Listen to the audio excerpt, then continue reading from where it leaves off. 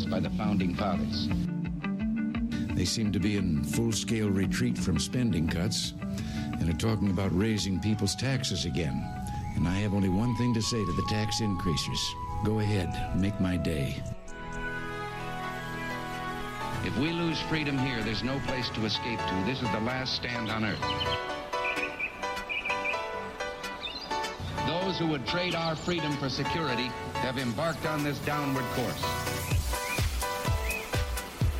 Whether we believe in our capacity for self-government or whether we abandon the American Revolution and confess that a little intellectual elite in a far distant capital can plan our lives for us better than we can plan them ourselves. Conduit News Radio with Paul Harrell is on now. Welcome, ladies and gentlemen. Hour number 2. Good morning. Some of you are just having your first sip of coffee. Thanks for starting the beginning of your day with us here. It's the intersection of conservative ideas and reality, where we are building a liberty machine. We're so glad that you're with us. I want to introduce you to the Cato Institute's Michael Tanner. He's on the phone with us.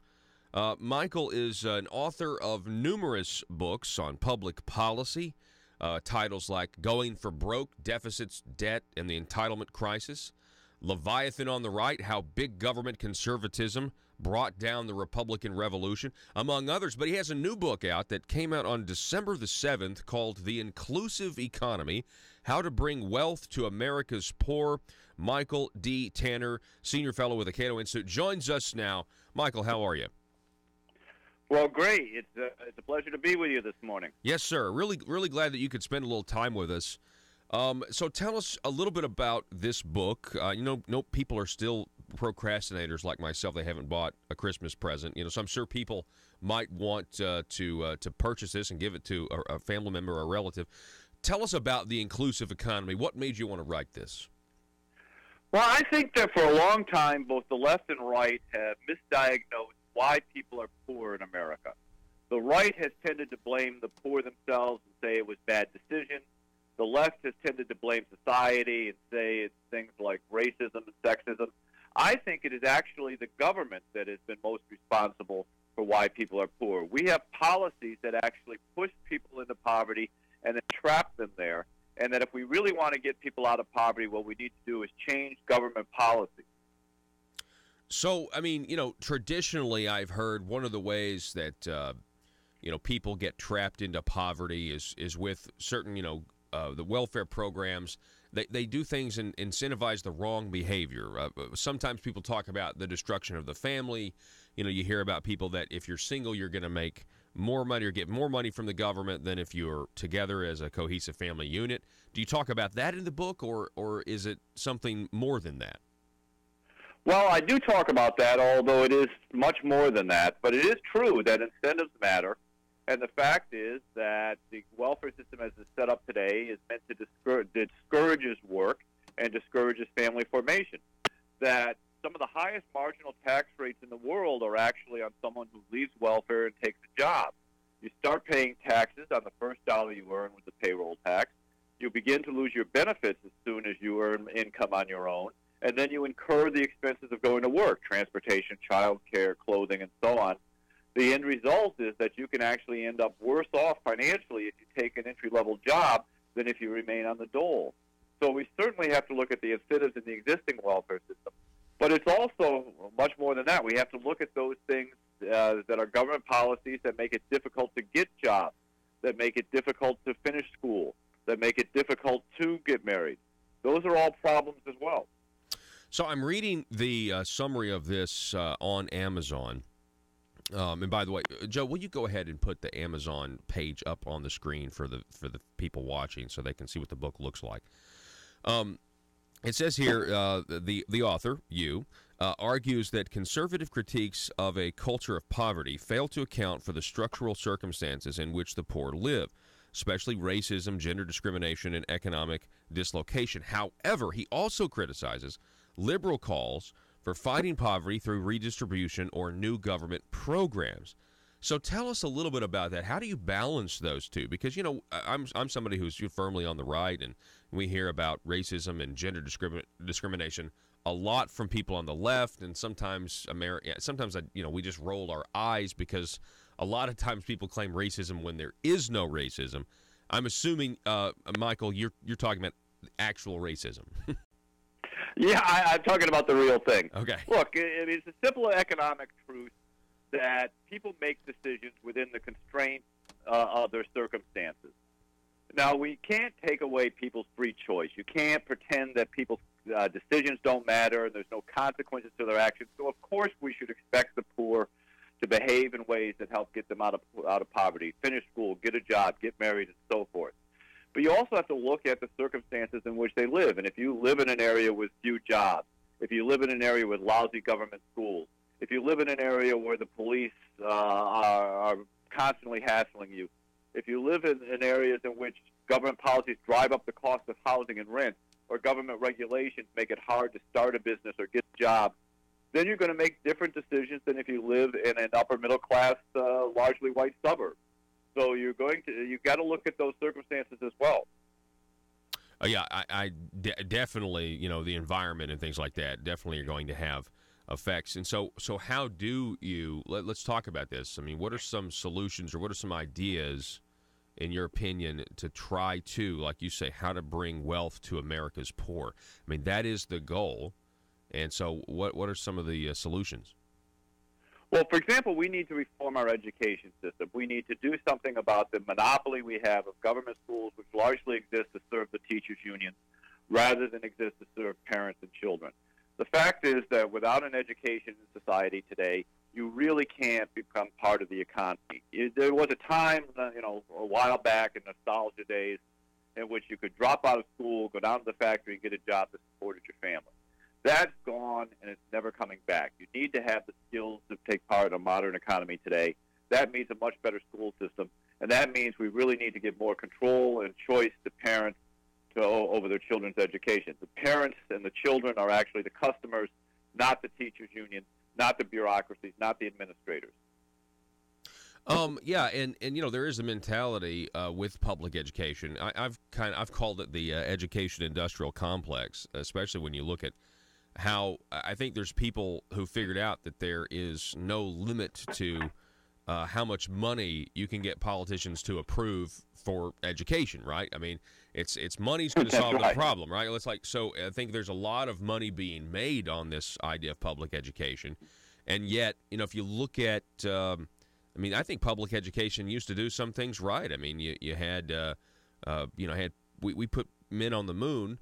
I know Stephen Curry doesn't think so. I saw that the Golden State Warriors, he doesn't think that we did it. But you know what I'm saying? Like, we're pretty smart. We had the education thing figured out, but it seems like it's just gotten worse. What are your thoughts on that? Well, monopolies never do a very good job. You look at businesses, and if there's no competition, that means there's very little innovation. People keep doing things the same old way, whether they work or not. What we need to do is create more in competition and innovation in education. We need to have people coming up with new ideas, and that will push us a long way towards change. Mm-hmm. But it's not just education. We also need to do things like look at criminal justice reform. The fact is that if you get arrested when you're a kid and you carry that felony conviction on your record your whole life, it makes it very difficult when you're an adult to get a job. And if you can't get a job, you can't support a family. William J. Wilson from Harvard talks about the fact that there's 1.5 million young black men in the criminal justice system that effectively takes them out of the marriage pool. And that contributes a lot to the fact that we have this massive increase in births outside of marriage with all the problems that entails. Yesterday, the president mentioned criminal justice reform. I've got a USA Today article. Mitch McConnell, in reversal, says Senate will vote on criminal justice reform. I know there's some Republicans that have a problem with it, but there's some Republicans who think it's a good thing, and there's Democrats. This may be an example of bipartisanship where, you're going to have some real reform here that you think let me ask you this. The current discussions, the ideas on the current criminal justice reform, would this accomplish some of what you think needs to get done? Yeah, this bill before the Congress right now that is finally looks like it's going to get a vote in the Senate is a step in the right direction. Now, most criminal justice reform is actually at the state level. The federal system is actually somewhat limited, but it's certainly a step in the right direction in terms of dealing with some of the disparities between different types of drug laws and dealing with educational and vocational opportunities for people to learn skills while they're in prison, and in dealing with some of the really absurdities of three-strike laws and mandatory minimum sentences that often punish very low-level drug dealers as if they were kingpins. We're talking with Michael Tanner. He is a senior fellow at the Cato Institute. His new book, The Inclusive Economy, How to Bring Wealth to America's Poor. Housing deregulation. That's one of your ideas. What can be done? Well, let me ask you this. The status quo, why is it bad? Well, the rents are just too darn high. I mean, to quote somebody. The fact is that for poor people, rent or housing costs eats up a disproportionate amount of their income. And ironically, it is government policies that often push those rents up, particularly land use and zoning laws make it very expensive to live. In some places like San Francisco and New York, it can drive up the cost of housing by 50%.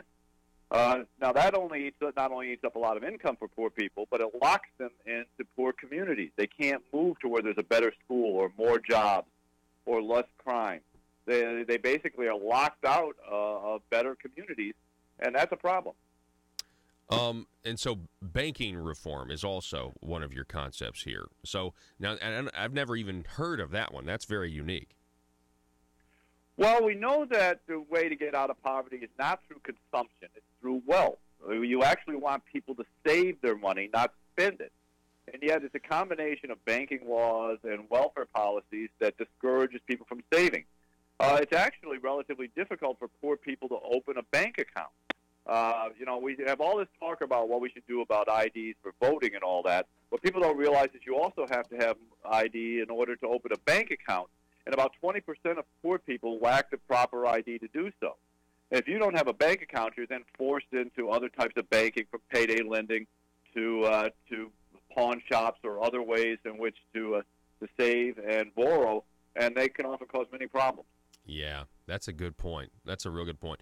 And, to me, it kind of comes back also to the first point about education, and that's going to happen with more educational choice. And we try here in Arkansas, we tried to get a very, very basic school choice bill passed a couple of years ago, and we couldn't get it done because, we had a lot of superintendents actually misrepresenting what the bill was going to do across the state. And while we don't have teacher unions here, it kind of feels like we do, Well, the administrators are often even more bureaucratic than the teachers in many cases, and they feel that the school system exists largely for them. It doesn't. It exists for parents. Wow, that is very well said. Well, hey, listen, I know we're out of time here, Michael D. Tanner. Really appreciate it. It's great to meet you. Your book, The Inclusive Economy, folks, check it out. If you're looking for a gift to give to a family member or a friend, this is something you need to look into, how to bring wealth to America's poor. It certainly is a subject that we need to, reanalyze, because whatever we've been doing hasn't worked, since the Great Society. Michael Tanner, I appreciate it, sir. Anytime. All righty. Thank you. He's with the Cato Institute, folks. We're going to take a break, going to reset. Hey, coming up at the bottom of the hour, we'll be talking with Dr. Jay Lear. He is the science director at the Heartland Institute. Also, the editor of Rational Readings on Environmental Concerns, McGraw-Hill's Handbook on Environmental Science, Health, and Technology. We're going to be talking about the calls by Alexandria Ocasio-Cortez for a Green New Deal. We'll be talking with him about that coming up at 7:33. Don't go anywhere. Huge problem with the amount of illegal immigrants who are here right now, who have made lives for themselves and everything else, and that is for us to deal with. I don't understand, at some point, but I don't understand why the Democrats consider the border wall two separate issues, because right. they're not, or they say it's not a connected issue, and it's like, of course it is, and Yes. and they expect us to be ignorant as to what their plans are, because we've done this before with Ronald Reagan, where there was an amnesty and then there was no border security, and here we are today. We're not going to do that again. Exactly, and I encourage all your listeners to not do that again, because, look, the American people, we were promised a border wall under the Reagan administration, And guess what happened? Exactly what's taking place right now, where Congress is refusing to fund it. They promised it. They have not delivered to the American people, and these are the results. And In Arkansas, every single hour there is a politician not getting what they want. For some, it's an absolute nightmare. The sleepless nights wondering if progress will ever come. Lying awake pondering how to grow government in this political climate. Asking questions like, why don't my constituents want to pay a few cents more in taxes? Everyday politicians feel abused and neglected. These politicians are starving for power. They're hungry, confused, and they don't understand why no one seems to care. Will you be a patriot and commit today to help these poor, starved for power public officials? It's simple. All you have to do is commit to stay silent and never dissent or stand in the way of your politicians' rise to power. Never speak up or get engaged to stop the growth of government. By committing to these simple steps, you will ensure the life of your politician will be filled with contentment and the respect they are desperately seeking, as well as campaign contributions from lobbyists. This message brought to you by Aristocrats Serving Arkansas. PHP Parody.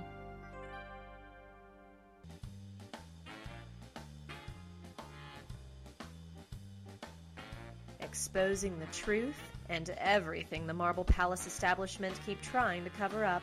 It's Conduit News Radio with Paul Harrell.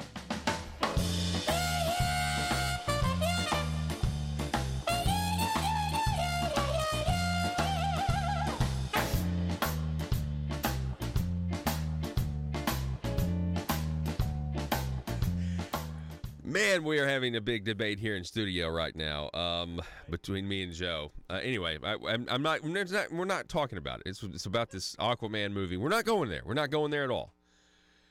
All right, let's do some Conduit. Maybe later in the week, I'll tell you what was just said. Stop social media censorship. Over at conduitnews.com, a couple of stories that may interest you. Stop social media censorship.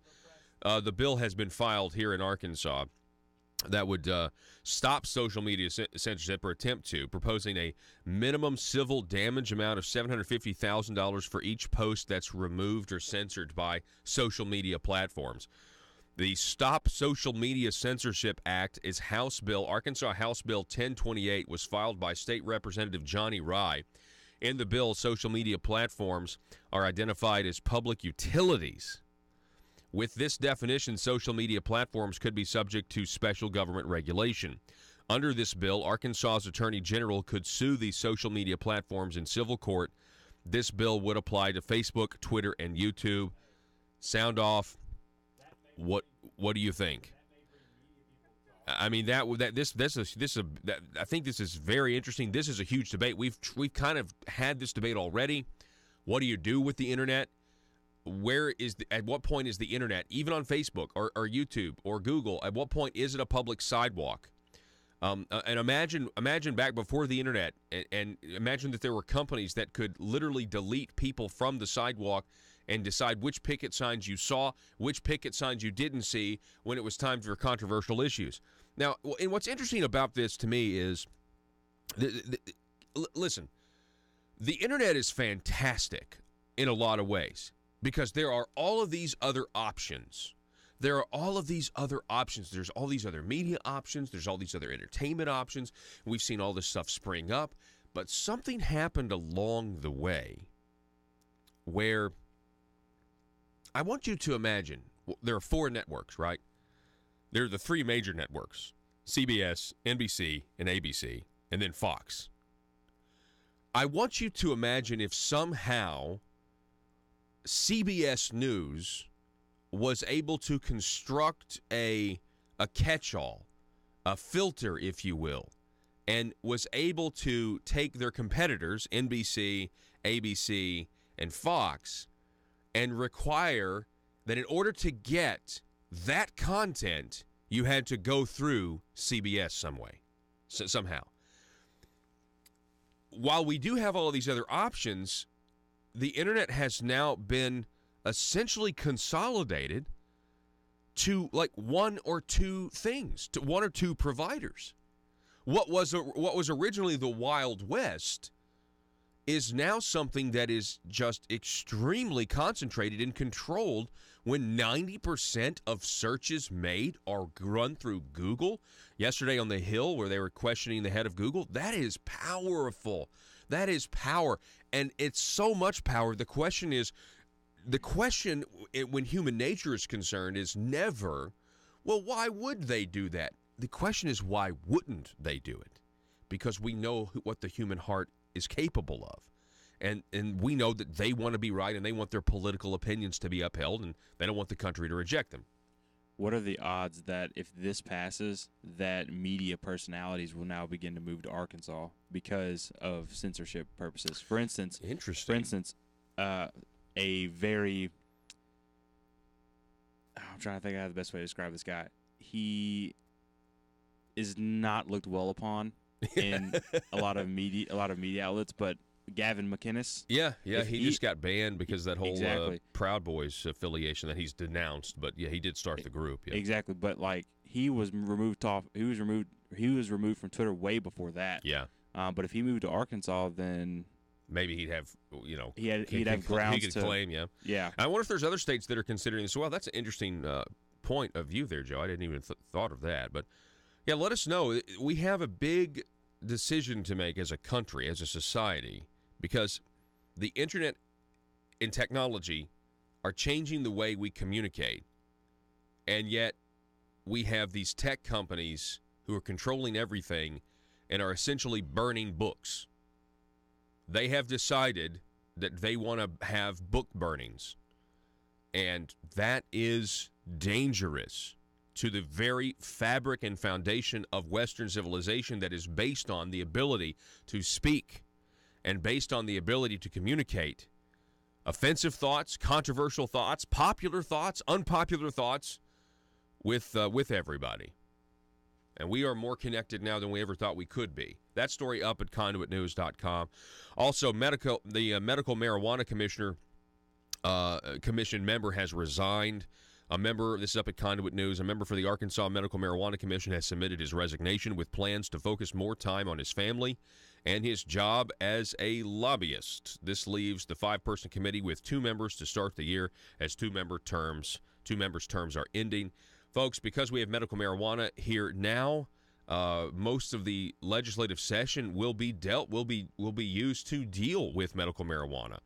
James Miller, who was appointed by Senate President Pro Temp Jonathan Dismake, submitted his resignation to the state. Miller had intended to only serve for 2 years and is currently halfway through a 4-year term.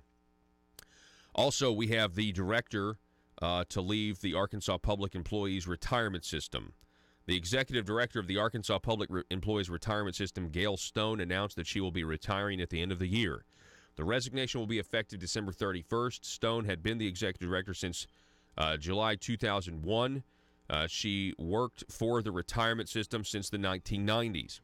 Listen to this. When asked why she decided to retire, Stone stated, quote, "because it appeared to be the only avenue of possibility for myself," end quote. However, Stone also stated in an interview that she was not threatened with termination. Interesting. Also up at conduitnews.com, $25 million is going to complete the Arkansas-Missouri I-49 connection. A $25 million grant has been awarded to complete a connection on I-49 between Arkansas and Missouri, as announced by the state's respective senators and congressmen. This connection is well known as the Bella Vista Bypass. The announcement was made by Senators John Bozeman, Tom Cotton, Congressman Steve Womack, and U.S. Representative Billy Long. The grant comes from the U.S. Department of Transportation funds. Back in just a moment.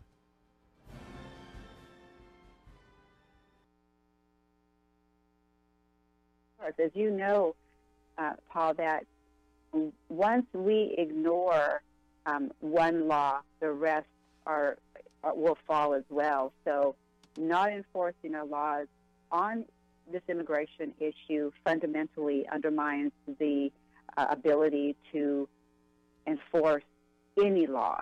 And that's where we're headed. And, you mentioned the people who are here illegally. Well, sometime in their lives, they picked up and left their country, left everything behind, and other family members. So, in my opinion, we have to come down and say, if you are illegally in the country, you need to get right by the system.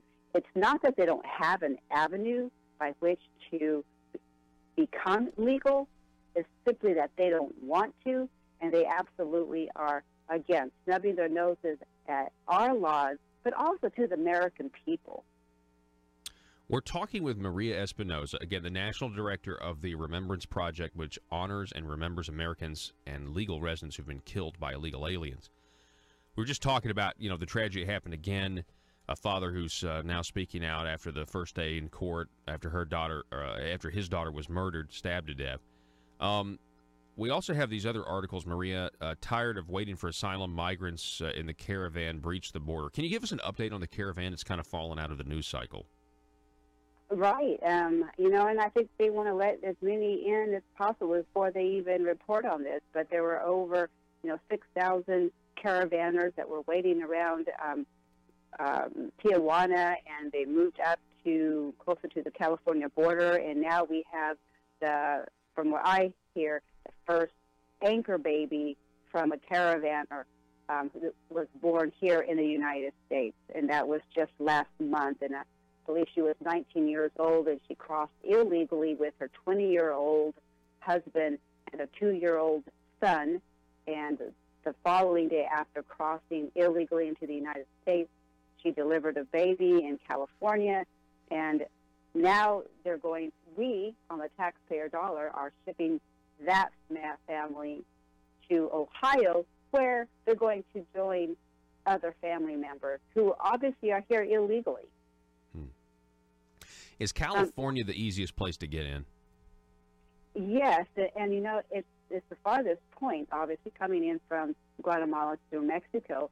And we first heard a month ago that the caravanners were going to be entering through Brownsville and the McAllen area. And at that time, I was actually on the ground in McAllen with a mom's caravan there, and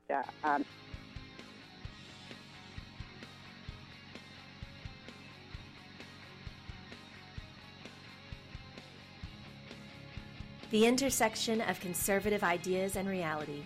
Conduit News Radio with Paul Harrell. Did anyone see this story? Alexandria Ocasio, I've been calling her Crazio, Alexandria Ocasio-Cortez, called Sarah Huckabee a liar. This is from Breitbart's Penny Star. Alexandria Ocasio-Cortez called White House Press Secretary Sarah Sanders a liar in a tweet to Sanders' father, former Arkansas Governor Mike Huckabee, after he tweeted to chide the Democrat Socialists for comparing her election to Congress to the 1969 moon landing. Ocasio-Cortez responded on Twitter by saying that a fossil fuel America would take the same determination that the space exploration milestone took, meaning, I guess, a fossil fuel-free America. She then slammed Huckabee's daughter. Quote, a Green New Deal will take a level of ambition plus innovation on the scale of the moon landing, Ocasio-Cortez tweeted. We've done it before, and we can do it again. Now, this is interesting. Joining us now, I want to introduce you to Dr. Jay Lear. He is a PhD in the science, is the science director at the Heartland Institute. You can find out more at heartland.org. Dr. Lear, welcome to the program, sir. Thank you, Paul. Well, pleasure to be with you. Absolutely. So tell us just a little bit about the left. I've heard this before. The left is calling for a Green New Deal. What do you think about that? Well, I think they want to destroy America as we know it. They want to reverse industrialization, lower the standard of living on the way to a fossil-free world. It is impossible. They are so dumb, they don't seem to understand that for every kilowatt of solar power and wind power they spend our tax money on, they have to have 100% backup of fossil fuel power plants, be they coal or oil or natural gas. They have to be on the ready for when the wind doesn't blow correctly and the sun doesn't shine. So it cannot be done, but on the way to using our tax money to continue to support more wind turbines and solar farms, we will lower the standard of living, eliminate most of the industrialization. It's physically impossible, but they will bankrupt us on the way. Now, they'll wake up one day and recognize that that is the case, but it will be too late for many, because the people affected the most are those in the lower economic levels, because their energy costs are a higher percentage of their family income than people that are better off. It is the worst thing in the world. They want to spend more money on researching green things. They want to make it impossible to provide electricity with fossil fuel, and they think wrongly that emitting carbon dioxide has anything bad. There is no physical evidence whatsoever, Paul, that the carbon dioxide emissions that have increased since the World War II have had any impact on the temperature of this planet. Everything you read that says, oh, we're in trouble, we're at a tipping point, it's all mathematical equations that were ginned up by people getting billions of dollars from the government to prove that increasing carbon dioxide is going to increase the planet temperature, and that's a bad thing. Everything about it is wrong-headed, and of course that woman is a moron. Now, I think she's wonderful for the conservative movement, because people will wake up eventually to the fact that she is a moron. On the other hand, it's sort of nice that America is such a free society that a moron can be elected to our Congress. We're talking with Dr. Jay Lear. He's director of science at the Heartland Institute. You're exactly right. I really appreciate your sentiment. And yet, as we say that, as you are speaking the truth, sir, there are so many young people that believe. I mean, I'm 34 years old, and I remember the beginning of the indoctrination, because I used to watch, as a young kid, I watched Nickelodeon, and I remember Al Gore and Linda Ellerbee, being given a platform about, telling people about, I don't know if it was global warming then. I don't even know what it was, but I definitely knew something about the environment. You know what I mean? Paul, you've really hit on something.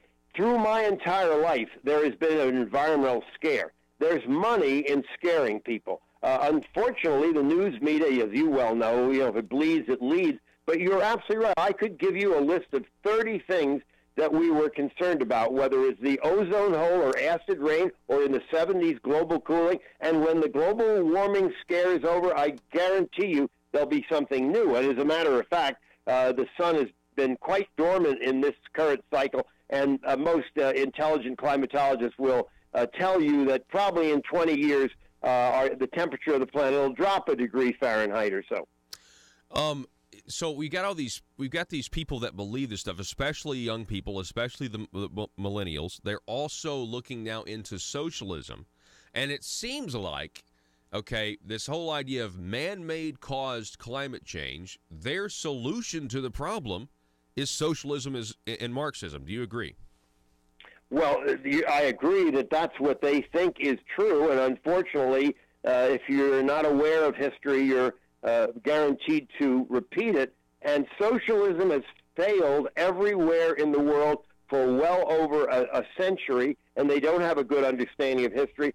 Thankfully, we have Venezuela as an example, and we still have Cuba as an example of socialist countries that are totally failing. But you're right. The millennials have gone through a school system that did not recognize how terrible socialism is, and they figure, why not give it a try? They see problems with capitalism. Of course there are problems with capitalism, but it's far and away the best system that's ever been created in the world, and it has raised the economic level of everybody. I mean, the poorest of the poor are better off in a capitalist system than they have been in any other. So we need stations like yours. We need publications and websites.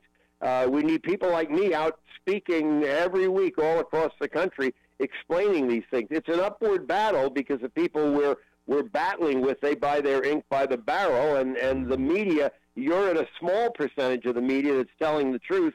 The rest are just leaning on fear to do the wrong things. We're talking with the Heartland Institute's Dr. Jay Lear. Now, he is the author of more than 1,000 magazine and journal articles, 36 books. He's the editor of Rational Readings on Environmental Concerns. Now, I want to talk about being rational here, Dr. Lear, because, you know, what's interesting to me is we now have the left saying that man-made climate change is causing people's homes to burn down, is causing more hurricanes, is causing more tornadoes. And what they are saying, and speaking of being rational, the media doesn't challenge these claims at all, because what they're saying is if we would reduce our carbon emissions, your home wouldn't have caught on fire. Aren't they really saying that they can control the weather? Well, they are saying exactly that, Paul, and of course they're wrong on every count. There are actually less forest fires in the last 30 years than there were in the previous 30 years, but the horrible fires in California that we've all witnessed are caused really by the environmentalists that have not allowed us to pull out dead wood of the forest. They've not allowed us to create rules that you have to have a fire break around your home, a space where there are no vegetation, so if there is a fire, it doesn't leap from house to house. In reality, environmental rules that the left has in place have created problems that have increased the damage. We don't have more hurricanes or storms or forest fires. What we do have is more damage because people are living in those areas and not doing the right things to protect them. But everything you said correctly is wrong. They're 100% wrong. I wrote last year when the government started coming out with a new climate assessment, I wrote a 54-page document with a lot of help from other folks with Heartland to show the actual science to prove that we don't have more hurricanes, more forest fires, more tornadoes, more droughts, and that, in fact, carbon dioxide emissions have no relationship at all. Now, there are people that say, well, it matters a little bit, but it's not measurable. If it's not measurable, that you can't say carbon dioxide is doing bad things to our planet, then you might as well assume it's zero. What do you think we might have already talked about this, but what's their end game here? I mean, if they would at least, Dr. Lear, give me a temperature. You know, can you say when will you shut up about this? Meaning, like, what does the CO2 levels have to be? What is the temperature? They can't even tell us. No, you said the key words. When will you shut up? The answer is never, because what their end game is more government power, elimination of personal freedom, and socialism. There isn't any question. Those three things: increased government power, elimination of personal freedom, and socialism. That's where they're going. And they are so wrong-headed. They're a very unhappy group of people, and they want control over you and your neighbors who maybe are a little happier than they are. It says here that you were featured in the 2010 edition, the March 2010 edition of Parachute magazine for setting a new world record, having jumped from an airplane each and every month for 32 years. Do you still hold that record, sir? I do hold the record, and it extended to 34 years and 11 months. I don't like to talk about it too much because you might think I'm crazy. That's 35 winters I jumped in central Ohio, but skydiving is my hobby. My streak ended at 34 years and 11 months when in a bicycle race I crashed and broke my hip, and I had to miss 3 months of skydiving. Now, I can still break that old record of 34 years and 11 months, but I have to live to be 114. But I'm going to give it a try. That's fantastic. Oh, well, yeah, so definitely I feel like that's great. Congratulations on that record. And thank you. Really appreciate you spending some time with us this morning. You know, you make great points, and I'd love to have you on again sometime, Dr. Lear. Paul, I am delighted to be chatting with you, and you can call me anytime. This is what I do, try to re-educate the public and undo the damage that the leftists do in spewing lie after lie after lie. All right. Dr. Jay Lear, everybody, we appreciate it, sir. You have a great week. You too. Thank you. Folks, we're going to reset here. We're going to take a break.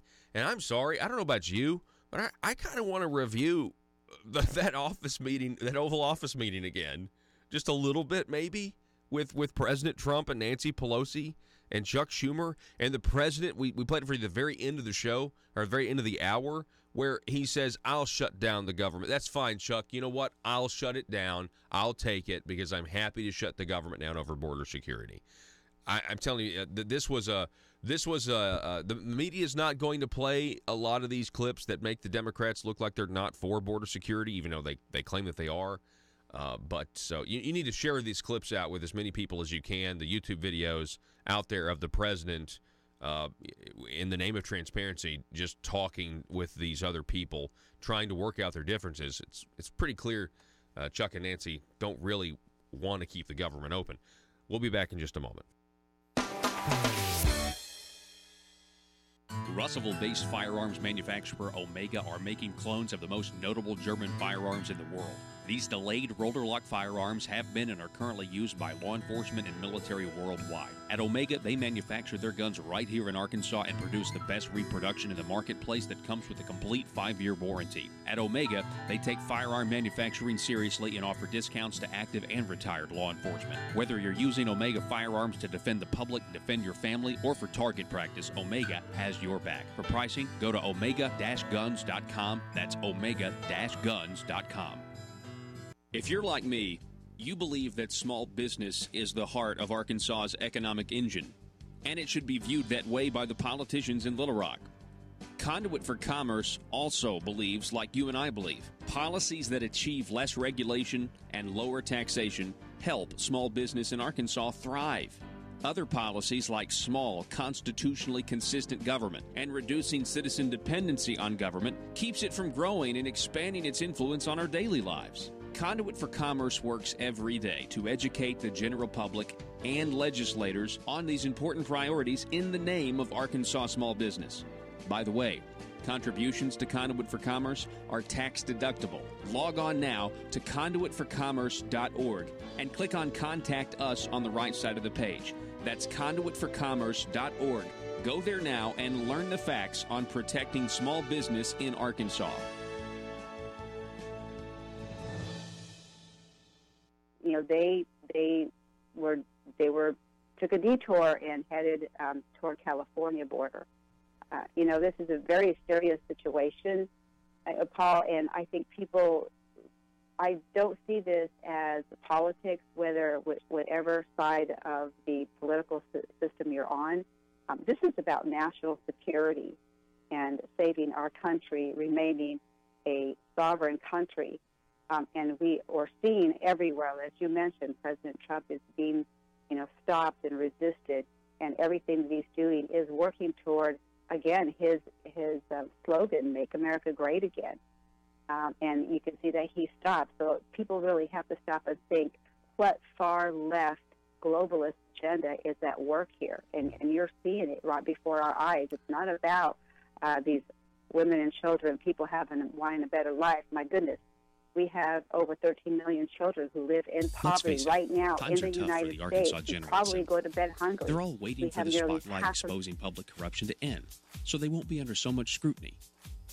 And during this time, what if you're a legislator and you need money? What if you're slapped with a huge expense?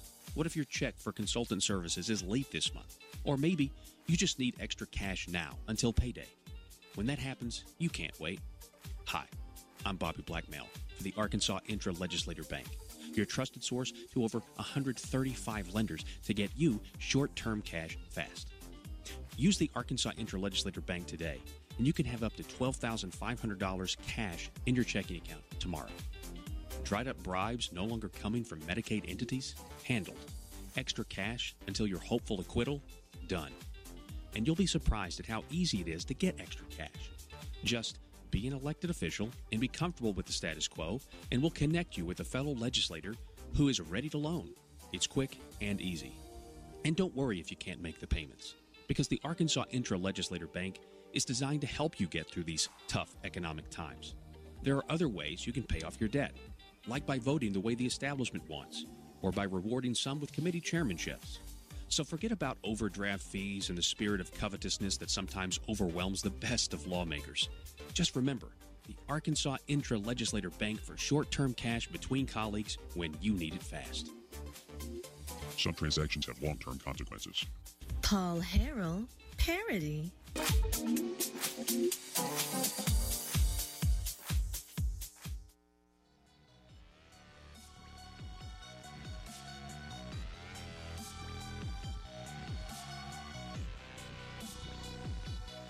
Need your daily news fix? Don't forget to tune in to Conduit News Radio with Paul Harrell.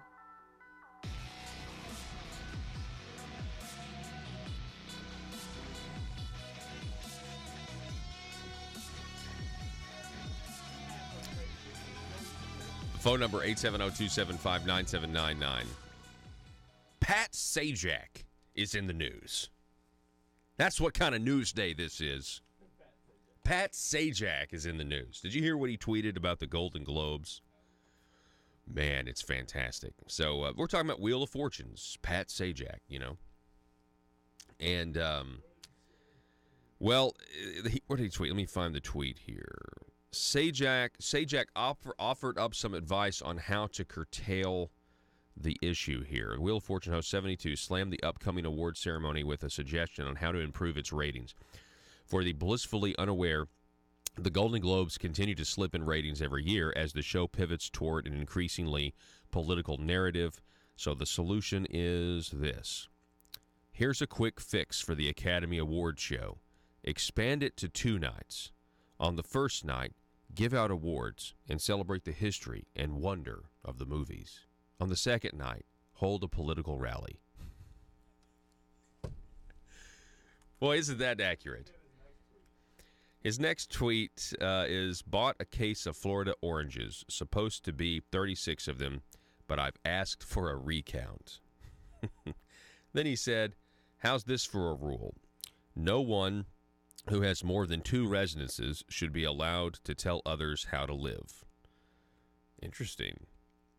And then he said, instead of a bucket list, I have a phobia list with which I try to overcome my fears.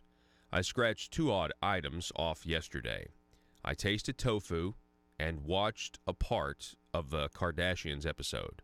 The tofu wasn't quite as bad as I thought it would be.